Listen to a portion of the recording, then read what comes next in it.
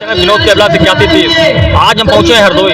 जैसा कि आप जानते हैं कि आज 14 अप्रैल है, उस संविधान निर्माता परम पूज्य बाबा साहब डॉक्टर भीमराव अम्बेडकर जी की जयंती है। तो हमारे साथ में एक युवा साथी हैं, तो इनसे हम पूछते हैं कि आज ये पर्व किस लिए मनाया जा रहा है, क्यों? सर क्या नाम है आपका? मेरा नाम अंशु लाला है। मैं हरदोई से स्वास्थ्य विभाग में काम करता हूँ। सर बाबा राव भीमराव अम्बेडकर की जयंती पर सभी लोगों को, पहले सभी देशवासियों को हार्दिक बधाई देना चाहता हूँ, क्योंकि कलम के बादशाह है, इन्हें कलम के बादशाह कहा जाता है, क्योंकि इन्होंने संविधान की इस प्रकार से रचना की है, उसमें सभी को लेकर चले हुए हैं साथ में।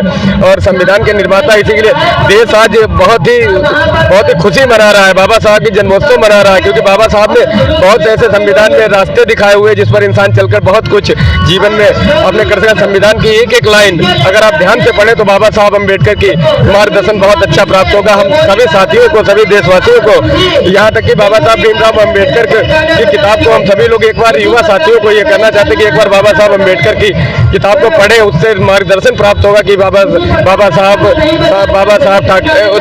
साहब अम्बेडकर जो है, उन्होंने संविधान के बारे में कितना कुछ संक्षिप्त में भी बताया हुआ है। बहुत अच्छी अच्छी बातें संविधान के बारे में लिखी हुई है।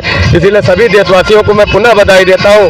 बाबा साहब अम्बेडकर की जयंती पर सभी देशवासियों को पुनः हार्दिक बधाई। और हमारे प्रिय साथी, जैसा कि आज समाज जाग चुका है, अभी सब देखा जाए कुछ ओबीसी समाज है, बाबा साहब ने हर 85 के जो काम किया है संविधान में, और शोषित वंचित पिछड़ों के लिए काम किया है, लेकिन अभी देखा जाए तो पिछड़े समाज जो भी है वो भी जागा नहीं है। उसे जागने में कब तक, कितना समय लग जाएगा? नहीं, ज्यादा जागने में समय की बात नहीं है। अब हर इंसान लगभग पढ़ा लिखा हुआ होता जा रहा है। अगर संविधान की बाबा साहब ठाकरे की एक बार बुक अगर पढ़ता है कोई भी अशिक्षित आदमी भी है, अगर वो किसी से पढ़ रही है, अगर कोई व्यक्ति पढ़ भी रहा है पड़ोस में संविधान की किताब को, अगर उससे समझता भी है तो उसे एक संविधान के बारे में पता चलेगा कि हमारा देश आज कहाँ से कहाँ तक पहुँच गया है। बाबा साहब के सिद्धांतों पर चलकर ही आज बहुत पुराने समय से बाबा साहब सिद्धांतों के संविधान पर देश चलता आया है। उम्मीद है कि बाबा साहब संविधान के ऐसे ही आगे बढ़ते रहेगा और सभी देशवासियों को सही रास्ते पर, शिक्षित लोग हैं जो ओबीसी के वर्ग के हैं, जनरल के हैं, सभी जातियां अगर एक बार बाबा साहब संविधान की पुस्तक को पढ़ते हैं तो हमें उम्मीद है कि वो संविधान को समझेंगे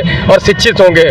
लेकिन देखा जाए तो कुछ लोग विरोध करते हैं संविधान का कि संविधान खतरे में है, वो कहते हैं संविधान बदलना है। ऐसी क्या जरूरत पड़ गई जो संविधान बदलना? संविधान खतरे में नहीं है। बाबा साहब अम्बेडकर जो है, उन्होंने कलम के बादशाह, उन्होंने इसीलिए कहा जाता है क्योंकि उन्होंने बहुत ही सोच समझ कर लिखा हुआ है। जो व्यक्ति अगर शिक्षित होगा, ध्यान देगा, तो उसे ये नहीं लगेगा कि संविधान खतरे में है। संविधान कभी खतरे में नहीं हो सकता जब तक शिक्षित व्यक्ति है। अगर हिंदुस्तान में शिक्षित व्यक्ति है तब तक संविधान कभी भी खतरे में नहीं। जो अशिक्षित है वो अगर शिक्षित व्यक्ति के पास से अगर उस पर चर्चा कर दे या उसको समझे तो कभी भी हमारा संविधान खतरे में नहीं। उम्मीद करते हैं भविष्य में कभी भी हमारा संविधान खतरे में भी ना आए। तो धन्यवाद। तो ये सर धन्यवाद। हमारे साथ में ये युवा साथी थे, इन्होंने बताया कि बाबा साहब ने क्या त्याग और क्या बलिदान दिया बहुजन समाज के लिए, क्या बहुजन समाज 85% के लिए जो त्याग और बलिदान दिया, कि आने वाले समय में एक नई मिसाल बनकर खड़े होंगे हम लोग। तो आप देखते रहे हमारा चैनल, लाइक करें, सब्सक्राइब करें। मिलते हैं नेक्स्ट वीडियो में। धन्यवाद।